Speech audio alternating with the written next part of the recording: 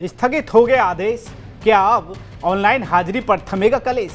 क्योंकि हाजिरी नहीं बाकी मुद्दों का है सवाल, तो क्या कमेटी बन जाने से थम जाएगा बवाल? क्या उपचुनाव से पहले सरकार के लिए कठिन हो गई है और ये डगर, क्योंकि बुनियादी सुविधा और बाकी मांगों पर अड़े हैं टीचर। नमस्कार, आप देख रहे हैं TV9 और मैं बात कर रहा हूं ऑनलाइन हाजिरी पर मचे बवाल की और उसके बाद स्थगित वाले आदेश की। दरअसल 8 जुलाई से शिक्षकों की ऑनलाइन हाजिरी वाले मुद्दे पर शुरू हुआ घमासान करीब एक सप्ताह बाद स्थायी समाधान के लिए स्थगित होकर रह गया। यानी सरकार ने ऑनलाइन हाजिरी वाले आदेश पर फिलहाल रोक लगा दी है।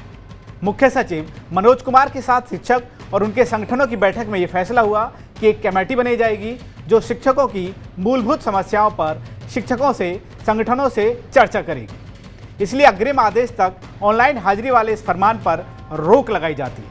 यानी इसके बाद शिक्षक और सरकार के बीच का जो टकराव और तनाव है वो थम गया। लेकिन क्या ये तूफान पूरी तरह शांत हो पाया? तो इसका जवाब है नहीं। ऐसा इसलिए क्योंकि सरकार के स्थगन वाले आदेश के बाद भी सोशल मीडिया पर शिक्षकों की हुंकार थम नहीं रही है। शिक्षकों का कहना है कि हम ऑनलाइन हाजिरी का विरोध कर ही नहीं रहे। हमारी जो हाफ लीव, EL, CL और राज्य कर्मचारी वाली जो मांग है उसका समाधान किया जाए। वो मांगे मानी जाएं। बुनियादी मुद्दों की इस महाभारत में एक मुद्दा शिक्षक दंपतियों के ट्रांसफर का भी उछल रहा है। हम ऑनलाइन अटेंडेंस का ना तो विरोध था ना इसके स्थगन की मांग थी। हमारी प्रमुख रूप से 4 मांगे थी जिनको शासन पूर्ण कर दे।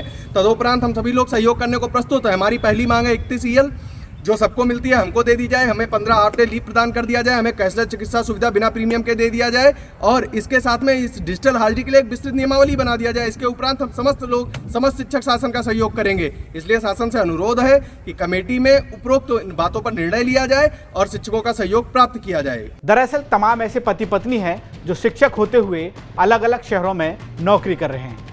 उनकी मांग है कि पारिवारिक जिम्मेदारी और तमाम असुविधाओं को ध्यान में रखते हुए सरकार उनका ट्रांसफ़र एक ही शहर में कर दे ताकि घर परिवार की जिम्मेदारियों का निर्वहन हो सके। इसकी मांग भी काफ़ी दिनों से की जा रही है।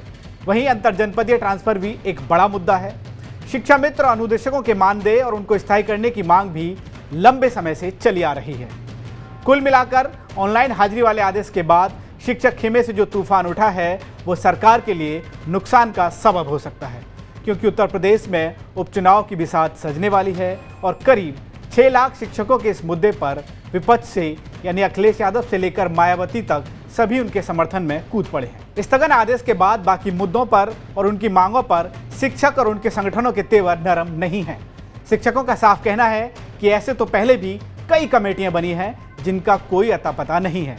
ऐसे में सवाल यही शोर कर रहा है कि अब तो रुक गया आदेश, कि आप थम पाएगा ऑनलाइन हाजिरी वाला एक कलेश या पिक्चर अभी बाकी है। तो ऐसी तमाम खबरों के लिए आप जुड़े रहिए TV9 के साथ। नमस्कार।